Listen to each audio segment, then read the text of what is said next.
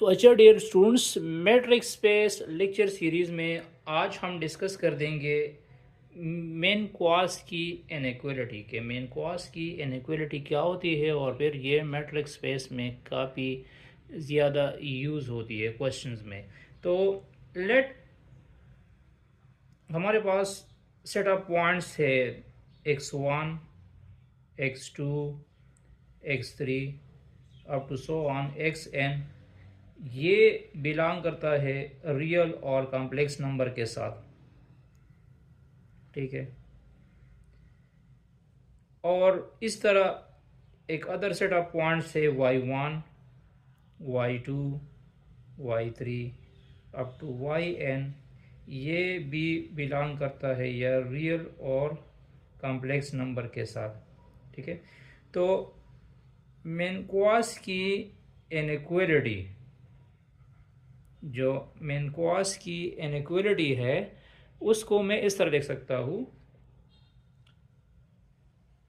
Under root summation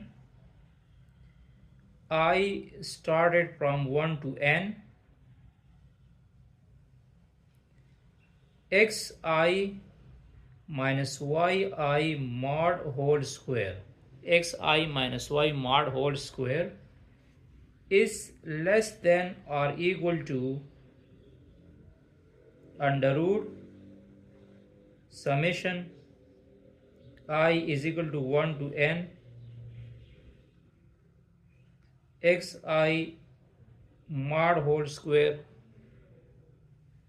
plus under root summation I start from 1 to n yi mod whole square. इसको क्या कहते हैं? Main cos की inequality कहते हैं। मतलब यहाँ पे एक्स आई माइनस एक्स मॉड से जो आएगा उसका हम स्क्वायर लेंगे और फिर उसकी हम मतलब समेशन लेंगे और उसका अंडर रूट लेंगे। यहाँ पे अलग अलग हम ले सकते हैं, या इस समेशन की जगह हम ये भी लिख सकते हैं कि अंडर रूट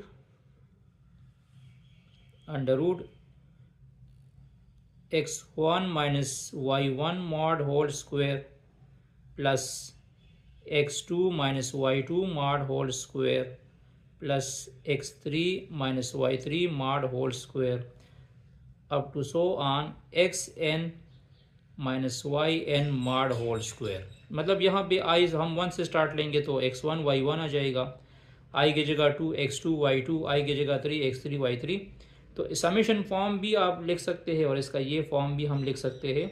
और इसका राइट हैंड साइड को मैं इस तरह लिख सकता हूँ कि under root x1 mod square plus x2 mod square plus x3 mod square up to so on xn mod square plus under root y1 mod square y2 mod square into yn mod square, ठीक है। Summation form में भी हम लिख सकते हैं और ये without summation form series form में हम इसको इस तरह लिख सकते हैं, ठीक है। तो इसमें अगर n 1 हो, फॉर एग्जांपल अगर n 1 हो, for n is equal to 1, तो फिर मेनक्वास की जो इनइक्वालिटी है वो इस तरह बनती है। सॉरी, ये माइनस की जगह प्लस फॉर्म में है, ये प्लस है, ये प्लस कर दो, प्लस फॉर्म में, सही। तो फिर मेनक्वास की इनइक्वालिटी जब n इज इक्वल टू 1 होगा ना, तो मतलब ये हम इस तरह लिख सकते हैं, under root x1 plus y1 mod square less than or equal to x1 mod square plus y1 mod square होगा। और अगर n इज इक्वल टू 2 होगा, for n is equal to 2, तो फिर मतलब ये स्क्वायर भी इसके साथ कैंसिल हो सकता है। तो मतलब फिर ये सिंपली इक्वल होगा x1 plus y1 mod less than or equal to x1 mod plus y1 mod, फिर इस तरह भी हम लिख सकते हैं। और जब n इज इक्वल टू 2 होगा तो फिर इसका जो लेफ्ट हैंड साइड है वो है x1 plus y1 mod square x2 plus y2 mod square less than or equal to under root x1 mod square plus x2 mod square.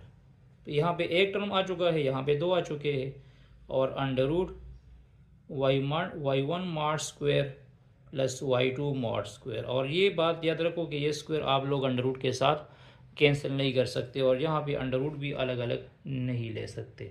ठीक है, तो इसको क्या कहते हैं, मेन क्वास की इनइक्वालिटी कहते हैं कि एक्स आई प्लस वाई आई मॉड, अगर हम समेशन लेंगे और उसका अंडर रूट इक्वल होगा अलग अलग, एक्स आई पॉइंट्स का अलग समेशन लो उसका अंडर रूट, और वाई पॉइंट्स का अलग समेशन लो और अंडर रूट लो, तो ये इक्वल होगी। ठीक है, तो ये इसका समेशन फॉर्म है, ये इसका विदाउट समेशन फॉर्म है।